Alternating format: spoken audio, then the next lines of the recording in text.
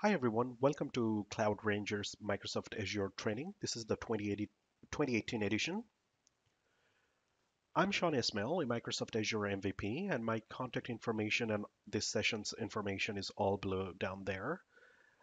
Today is a continuation of Module 1, Introduction to Azure's Lesson 6. We are going to talk about the overview of Azure deployment models.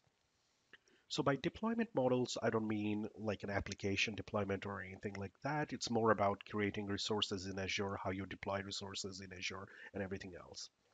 There's From a demo perspective, I'm going to show you a couple of things around, but this is not a very demo heavy lesson. It's a lot of theory, but it's probably one of the most important lessons, both from your exam perspective as well as understanding how Azure runs and what's happening in the back end. I'll keep this nice and short, but at the same time, this will be a lot of information for you to grasp. At the same time, there's a certain part of this lesson I'm going to intentionally not include in this lesson today, and I'll explain to you what it means. So let's get started. So from an Azure deployment models, the first model that was out there, or the traditional approach, was Azure Classic deployment model. A lot of you knew as ASM. So people who have been working with Azure for a couple of years, if you remember the old portal, PowerShell, and everything else, it used to use the classic deployment model. So it used to create a cloud service, then create virtual machine in there, and all of that stuff. But Microsoft did away with that, and they're going towards the newest or the latest approach for the deployment is the Azure Resource Manager, or more commonly ARM or ARM, as some of us call it, as a deployment model. And that's the model that is going to be primarily how this entire course would be laid out with. Everything that we do, you see, is going to use ARM by default. I'll not be really touching the classic deployment model. Feel free to look it up on Microsoft Docs and see what it used to do. If you have been following my previous lessons, um, not the 2018 edition, but the ones before, they used to use the ASM model in the old portals. I think some of the latest videos towards the end of the sessions used to use ARM, or that's what I used over there. But anything you're seeing in the 2018 edition is going to use all ARM. Okay, so dive a little bit deeper into this and talk about it. So what is Azure Resource Manager, or the ARM, the concept or the theory behind it? Well, one, we know it's the latest deployment model from Azure, but that doesn't say much.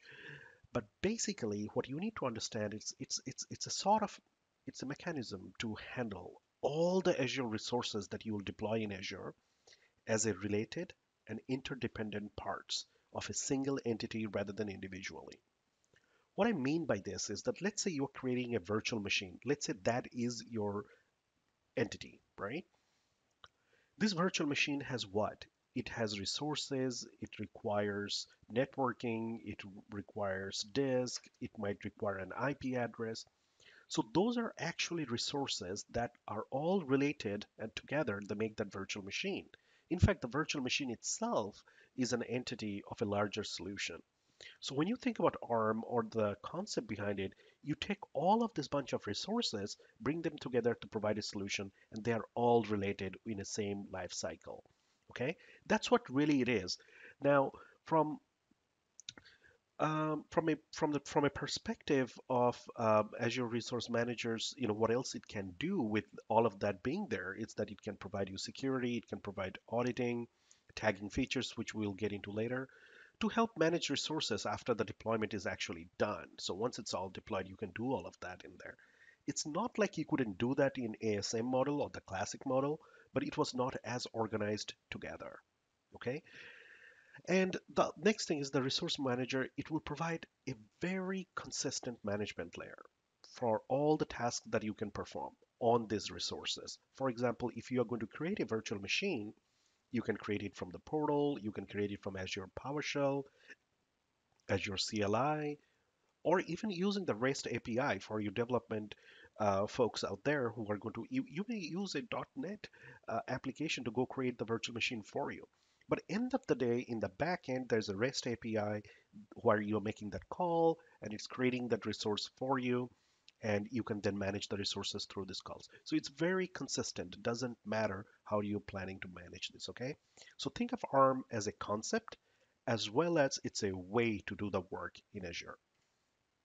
Now, we won't get too far without knowing the terms of or different terms that in Azure Resource Manager we use. Okay, and I'm going to go through this really quick, and I'm going to show you on Azure portal what this really means. So the first thing you need to know is a resource. It's basically a manageable item in Azure. Means it's one of the most elementary building block of any Azure service. For example, it could be a virtual machine, it could be a virtual network, it could be a storage account, and many more. Like anything you create will actually be a resource. Now, once you create the resource, actually even before you create the resource, you need to create something called as a resource group. Resource group is not something that's tangible. It's more like it's a logical container. So it basically says that, hey, all the related resources that you create for a specific solution needs to stay in that resource group. For example, when you're creating a virtual machine, you're creating the network, you're assigning an IP address, you're probably creating a storage account where the virtual machine disk will be located.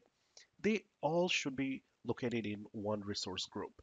In fact, the very first resource you create in the portal, if you don't create a resource group, you cannot put a resource in there. Okay? The third thing you need to know is a resource provider, and this is more related with the resource. Everything that let's start with this. Any resource that you create, you're actually going to request it from a resource provider.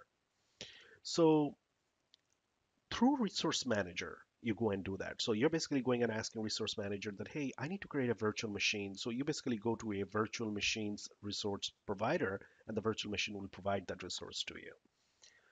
You can also use the resource provider to perform operations on these resources. For example, you're starting a virtual machine, shutting down a virtual machine, deallocating, whatever you are doing, the resource provider will also help you to do that. So it also offers the operations for working with the resources. So for example, when I was talking about the virtual machine as being a resource over here, the resource provider for virtual machine is actually Microsoft.compute, like any computing resource will be there will be provided from this resource provider. So the typical format of a provider is basically the resource provider and the resource type. Here, virtual machine being the resource type. So before I go any further, let me go ahead and show you resource group, and resource provider. And what I did for this is I went and created a basic virtual machine. Okay. When I was creating the virtual machine, it asked me that what resource group do you want to put this in? I said that let's create a new resource group, and I called it my test RG, RG standing for resource group. So if you go and click, so if you, the way to go to the resource group is you come on the portal and go to resource group. You can see I have something else over here for the Cloud Shell. But when you create on my test resource group, you can actually see all the resources that are there in this resource group. So for creating this virtual machine, so this is the virtual machine that I created. It required a network interface. It required a virtual network. It required a storage account where, the disk for the virtual machine will be, and it required um, an IP address, a public IP address that I can use to go and, take a look at that. Uh, connect to the virtual machine in general. So let me show you a couple of things. All of these are resources, right? I mean, you can individually go into one of these and do and perform multiple operations on there. But all these resources make up that one virtual machine, which is a resource in itself, like as you can see over here. So if I go to deployments over here, click on the deployment name, you can actually see all the resources in details that this virtual machine required. And if you look at the type over here, then you can see that who was the resource provider. So for example, this was an IP address, my test VM IP address. So the resource provider was Microsoft.network, and the resource type was a public IP address.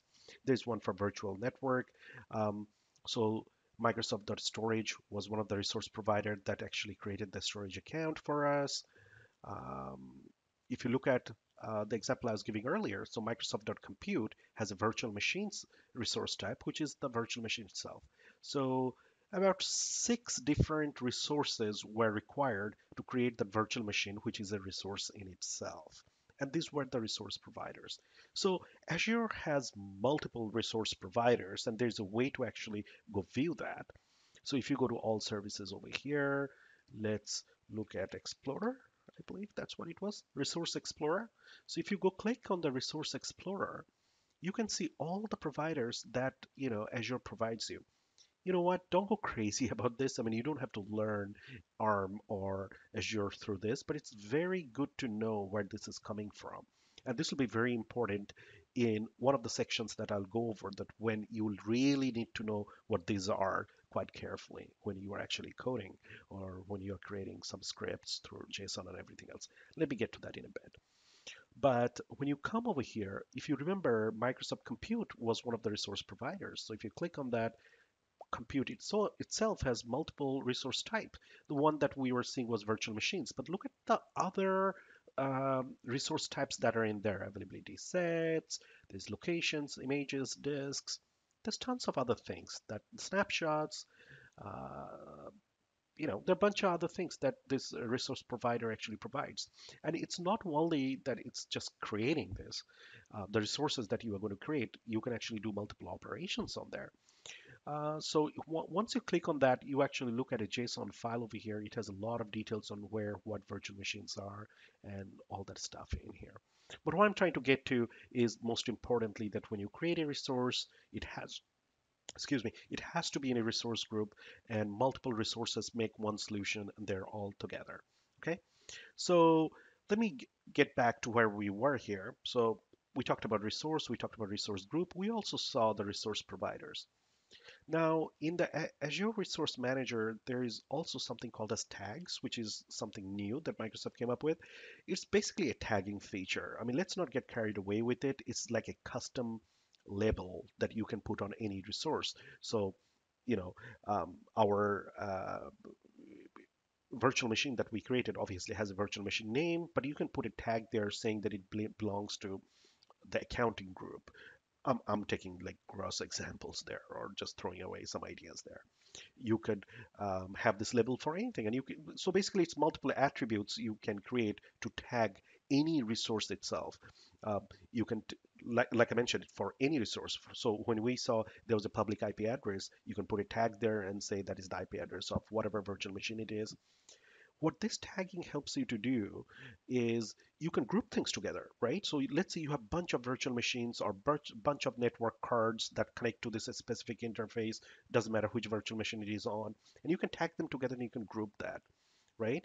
And you can use these tags.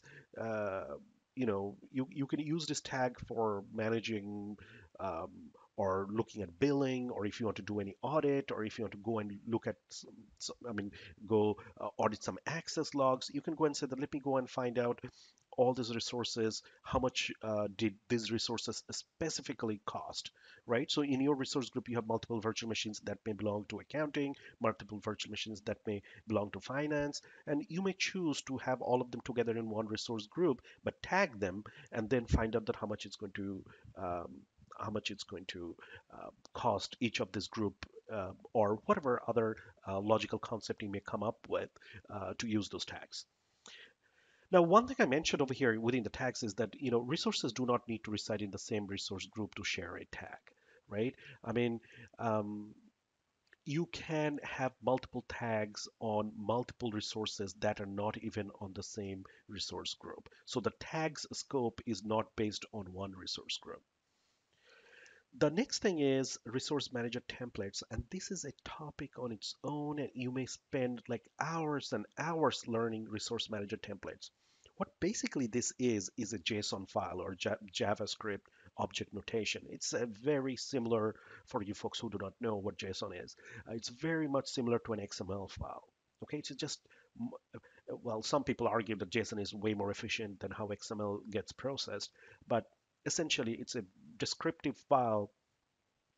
And what it is used for in Azure's this resource manager templates context is that you can write a JSON file in a very descriptive way saying that, hey, I want to deploy a resource to a resource group. So for example, I could be writing a JSON file with all the descriptions of the virtual machine that I just showed you and go deploy this and make that a template, or it's called a ARM template.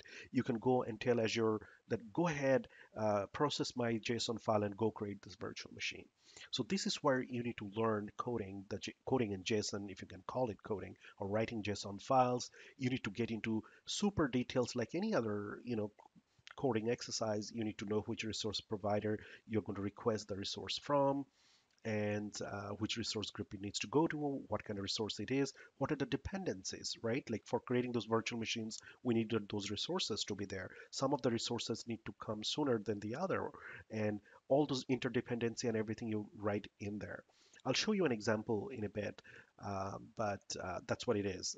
Resource manager templates. I'm going to have a separate lesson altogether in how to write JSON file and how to do everything else in there. Having said that, it's one of the most important thing you learn in Azure from at least a DevOps perspective, where things become very, what do you call it, very automated. You want to have consistent deployments.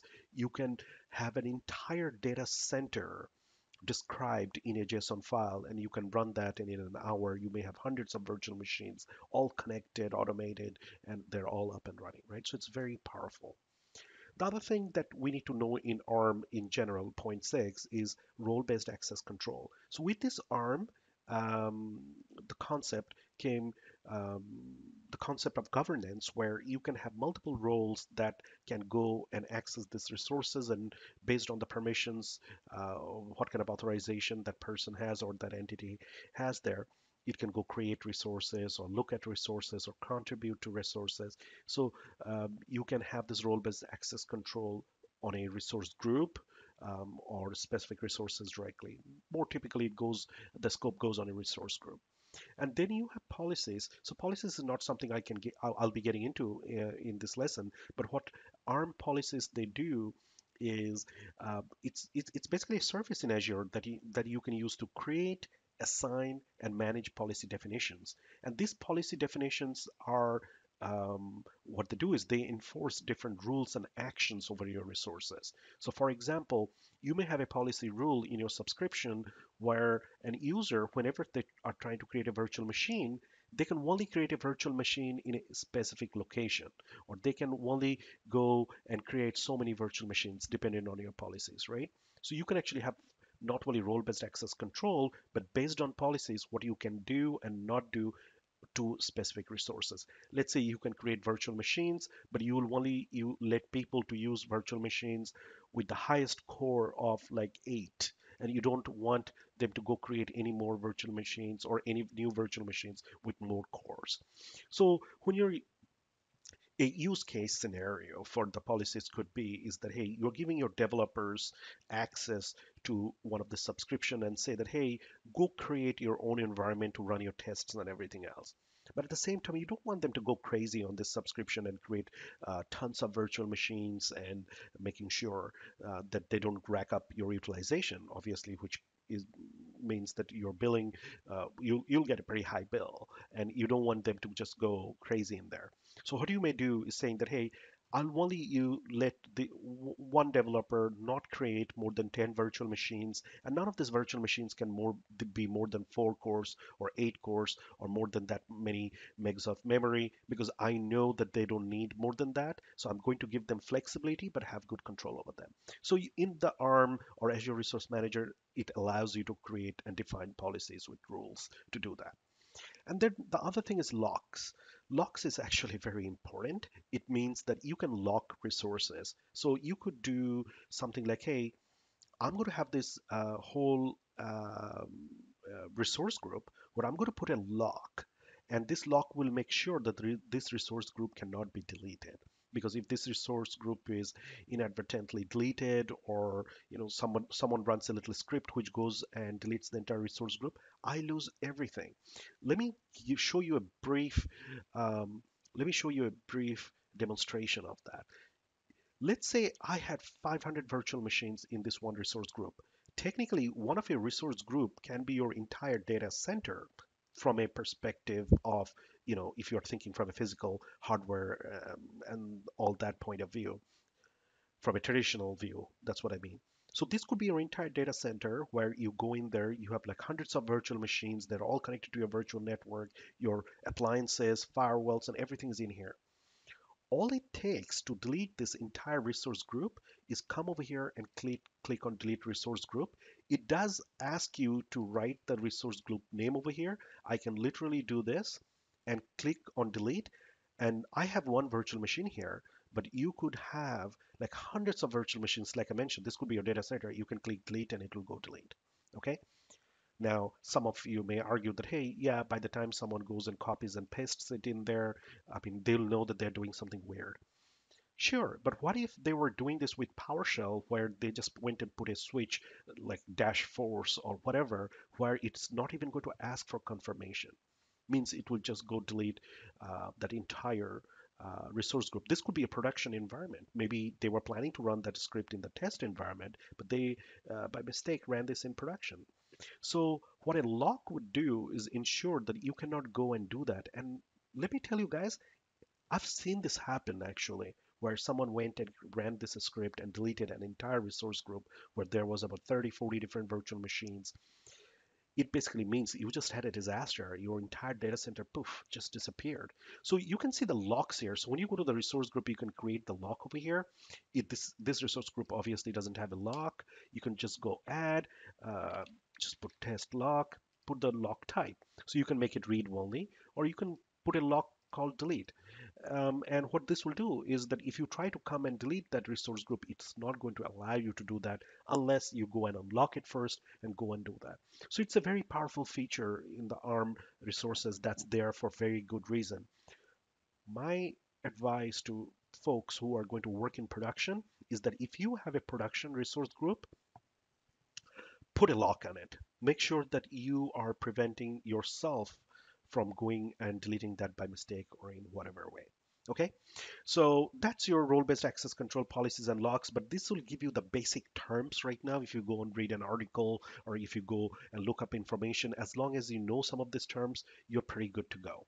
Okay, so let's dive deeper into resources and what it means. So, like I mentioned, it's the most elementary building blocks of Azure services. The tiniest thing that you first create, it's in there. All resources are provided by resource providers. Like I mentioned, every resource that you create, the Explorer that I showed you, you will go there, you'll find out they come from a resource provider. This provider is provided by Microsoft Azure, and they are there. Microsoft is always updating, adding new services means there are new providers. And within the providers, the provider types, they also update them regularly. So anytime a new service comes in, as well as a new feature comes in, the resource provider may have it, right? Um, like I also mentioned earlier, actions can be performed on resources through resource providers. Let's take a virtual machine. What are the actions? You can delete a virtual machine, create a virtual machine, you can start a virtual machine, stop a virtual machine. There are tons of descriptions of all operations that can be done on a specific resource. And you do them through resource providers as well. And they're done through the interfaces or APIs. End of the day, the API, the portal that you're looking over here, and when I go and say that, hey, perform a specific operation. Let's say that this is going to be the virtual machine. I click on that. I go and I say, oh, I don't know, stop the virtual machine or restart or whatever. What's happening is it's making a REST API call in the backend to the resource provider and providing all those operations there. Okay, so doesn't matter if you're doing through the portal, doesn't matter if you're going to do Azure PowerShell or Azure CLI, or if you're using, or, I mean, you take the Azure SDK and write a .NET application. You could be writing a .NET application that goes and does all these operations. End of the day, it will make a call to that REST API and do all of that work. Okay, so there's a very standard management layer there that doesn't matter where you come from, it's all the same. Now, one thing you have to remember is that every resource needs to be part of a resource group. Like I mentioned, that before even creating a resource, you do need a resource group for that resource to be in.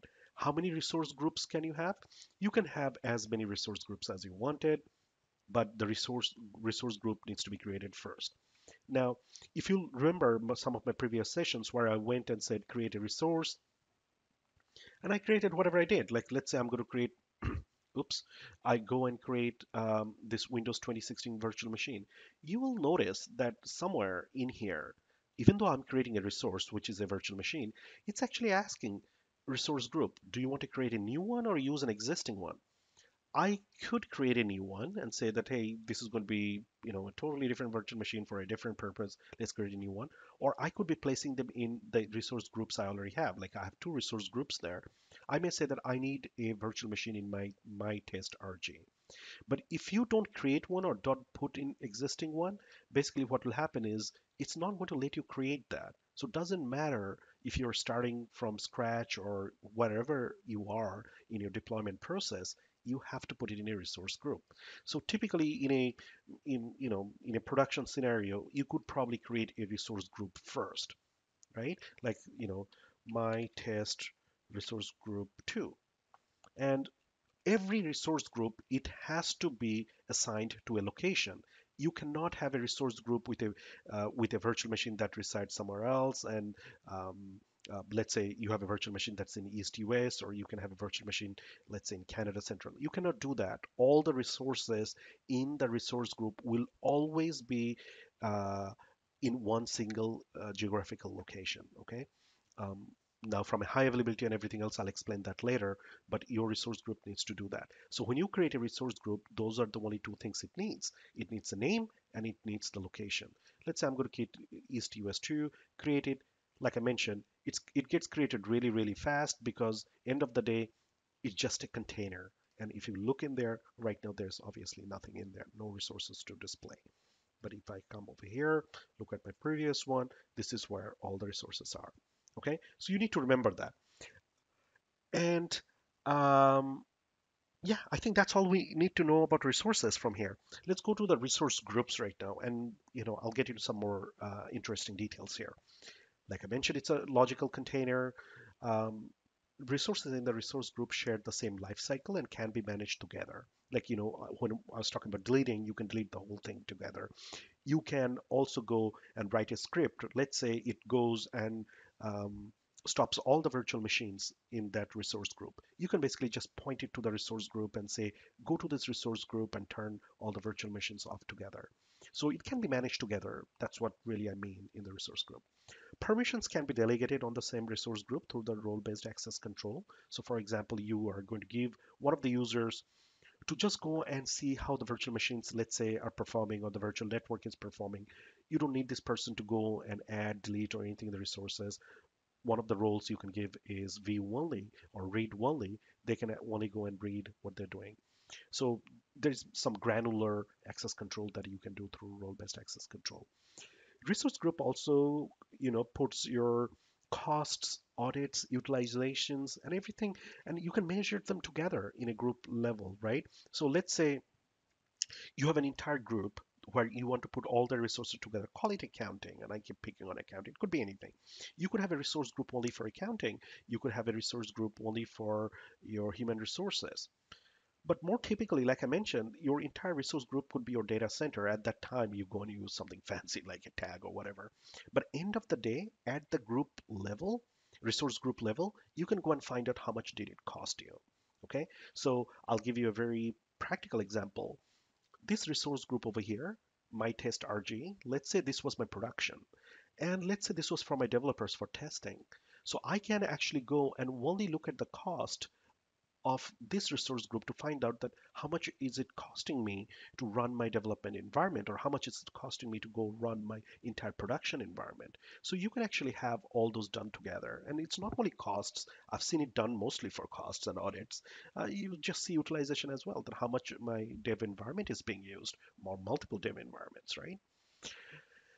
Now, the next one is very important for exam as well as for you to know that a resource can only be in one resource group at a time. So for example, the virtual machine that I created and it was in the resource group, it can only be in one resource group. No resource that you will, I mean, there's no resource that you will create that can be in multiple resource groups. You cannot just place them together. It has to be the same entity, right? And if you think about the things that I have mentioned earlier, that how is it possible? Let's say I create one resource group in one region, and another resource group in another region, and I create a virtual machine, this virtual machine physically cannot be in two separate locations, right? It has to be in one location, means it has to be tied to one resource group. Okay, it's very important to remember for your exam. Now, how do you allocate resources in a resource group is really based on what works for you and your organization. Okay, um, so frequently I have people who come and say that, hey, should I put the resources that are together for one group together, a business unit, a solution? Like what is the best way or the best practice to do that? There's really no best practice except one thing that you have to remember is one, all of these resources have a single life cycle. Means if you have one solution, let's say you have a web application that requires what? A domain controller, it requires a virtual network, it requires an IIS server, it requires some disk space, some additional disk space, maybe a SQL server in the backend. Maybe all those should be together in one resource group because it's part of one single solution. I can view the entire solution, which I kept mentioning earlier. I could be looking at this one resource group. The entire data center, physical data center I have, could be in a resource group because that provides the entire solution for my org. So really, it depends on what you want to do and how you want to organize them together. Now, keeping all limits in mind, like I mentioned, right? You cannot have one resource in two separate locations. So let's say that you come with this fancy idea that I'm going to have a separate resource group for all my apps together. Sure, you may have a resource group which only has the database. You may have a resource group which has only your web servers. But end of the day, you have to understand that the virtual network that you have to connect to can be sitting in only one resource group. So can you only create the virtual network in one of the resource group and make all this connectivity happen together like it was on the same network?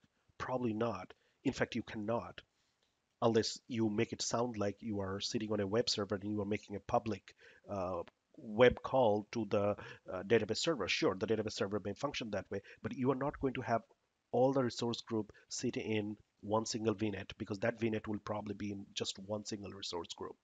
So technically, all those servers should be in one resource group where the virtual network is located so they can access each other like a local network. You see what I'm trying to say here? So there are multiple examples there and limits that you have to remember uh, when before creating the resource group and your resources and seeing where it goes.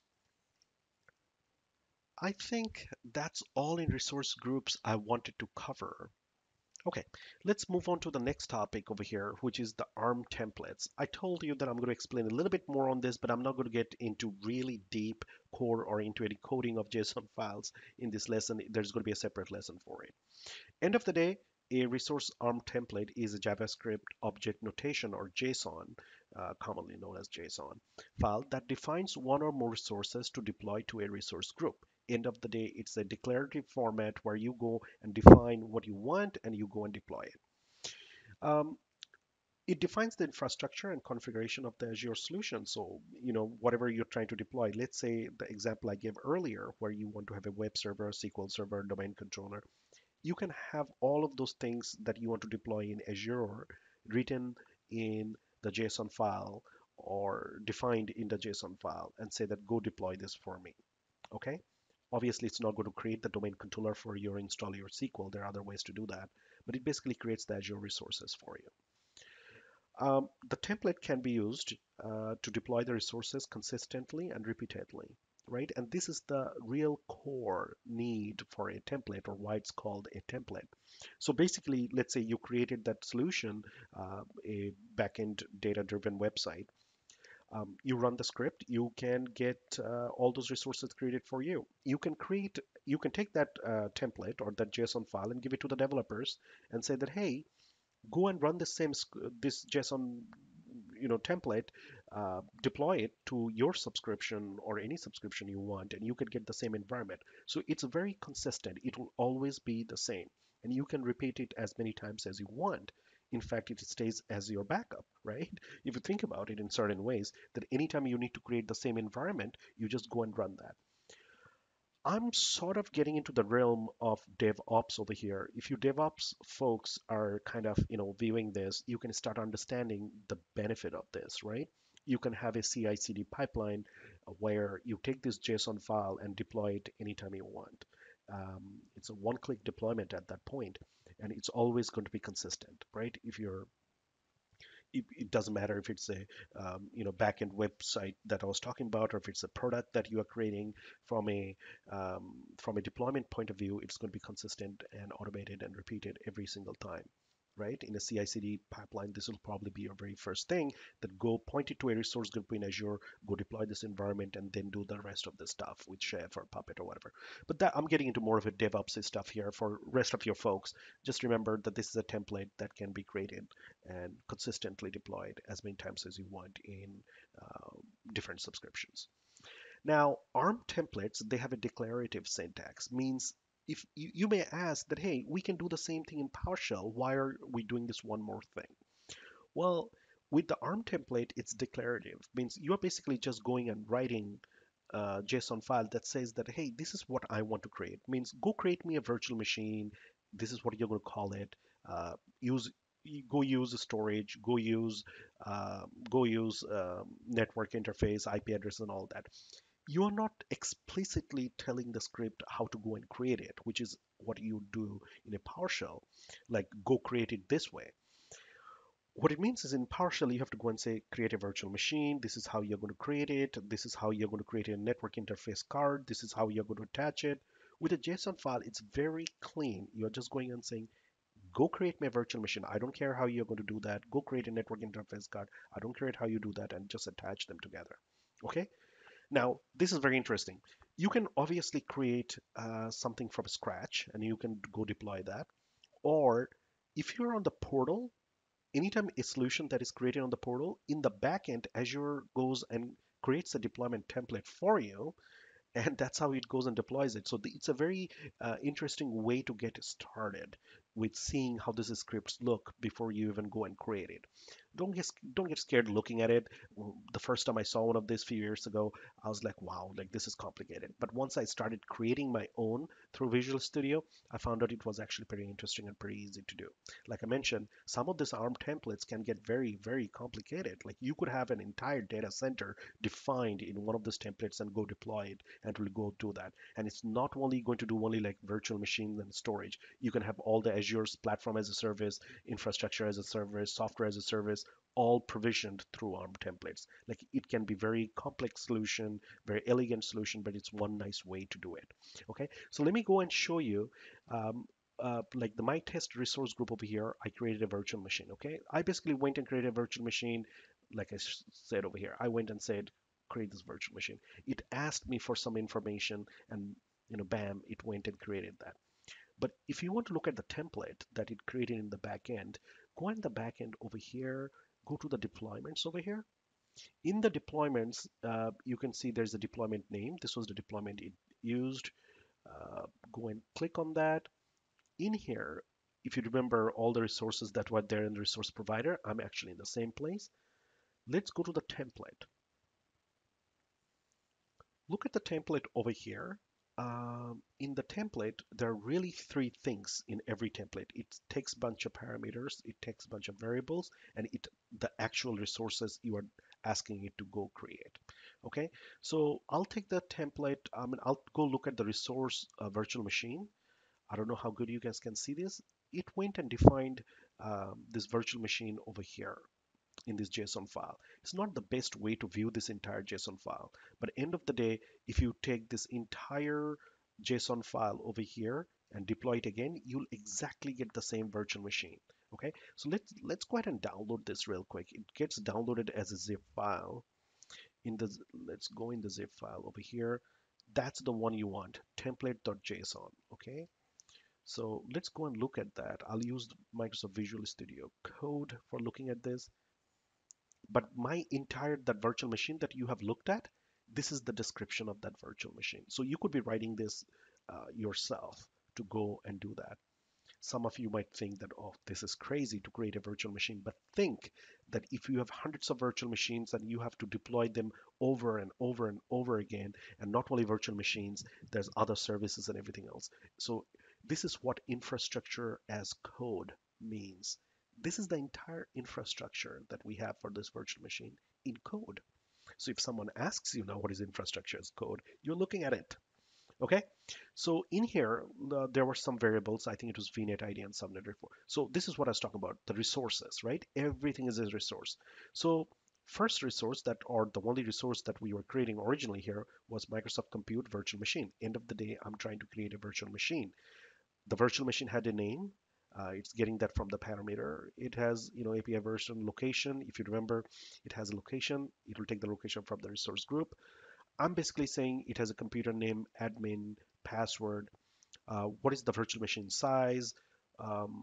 It's using a storage profile, which means that it's going to create a virtual, a VHD file. It's taking that and putting that in a storage account. So if you remember, storage account resource provider is Microsoft.storage storage account. So this is when you have to remember those providers, right? I said that, initially don't worry about it, but when you are coding this, you have to remember all of that. It's using a network profile, so it's using a network interface card. If you remember, depends on. So it basically depends on a storage and network interface. So this virtual machine will not create itself unless there is a storage account and you create a network interface first. So all the dependencies are in here. Now, what is the next resource it created? Well, it went and created the storage account. It went to create the virtual network. It created the subnet. So some of this actually comes from, or the parameters come from when in the portal, it was asking you for this information. Let me actually show you what that means. Let's say I was creating a virtual machine. This is where the parameters come from, right? I mean, it's asking you for a virtual machine name. It's going to ask you your disk. It's going to ask for the username. So if you look at this, it's coming from there. Virtual machine name, size, and all these parameters, it's taking that and it's putting that in there. And Azure is doing that in the back end. So I'm not going to create this. I want to show you one more thing here. That is if you go to resource group, that's the resource group we are at. Sorry, deployments. I went somewhere else totally. Go to deployments, go to the deployment we have over here, go to the template. So let's look at on the top over here, the parameters, right? All the things, where did it come from? So these were all the parameters, the stuff that the form asked us, that's over here. So that's all in there. You can actually look at the inputs tab over here. It's actually one nicer way to see all these parameters. So that form that we used for creating, it was actually asking the virtual machine name, admin, some of the things were auto-generated. It was asking for a storage account type. So inputs is a nice way to see all the parameters that were taken from you, which in the template became the parameters of the template. So when you're creating the computer name, the virtual machine name, let's say with parameters, it took the virtual machine name parameter there and put that information in there. So don't go crazy on this. I mean, this is something we'll be going into details on how to create one of this from scratch and how to look at some of these templates which have an entire solution for you. But it's one of the most important thing that Azure Resource Manager has, right? And it's very consistent, very repeatable, um, and you can use this for multiple deployments and do crazy things with it. All right, I think that is all the theory that you really need for ARM or what ARM does for you. So if you came from the old classic model, these are the differences with an ARM. It's more of a theory, more of a philosophy, and more of a technology that we use to go deploy Azure services. So when you are in the portal, PowerShell, CLI, or doing whatever, if you're using the ARM method of doing that, you're going to keep all of this in mind and go deploy that. Okay, I think that's it for this lesson. So, folks, I hope you're going to give some time and understand these concepts. In the GitHub, I'm going to have a little bit of a link which gets into much details about what R is and how they're organized and what happens. Make sure you go and do that before you attempt your exam. Okay, so as usual, that concludes this lesson. The training site is at cloudranger.net's website. You're most likely viewing this on the YouTube channel. Slides for this will be posted at SlideShare. That's my Twitter handle. GitHub is where, well, this lesson just has one link, so I'll just put it in there. And if you want to follow me on LinkedIn, that's that information. Thanks for viewing, fellows. If you like this video, go ahead and put on that like thing there, and please subscribe. And I hope this lesson was quite informative for you, because this was a very important concept to know before we proceed. Okay, so I'll see you in the next lesson.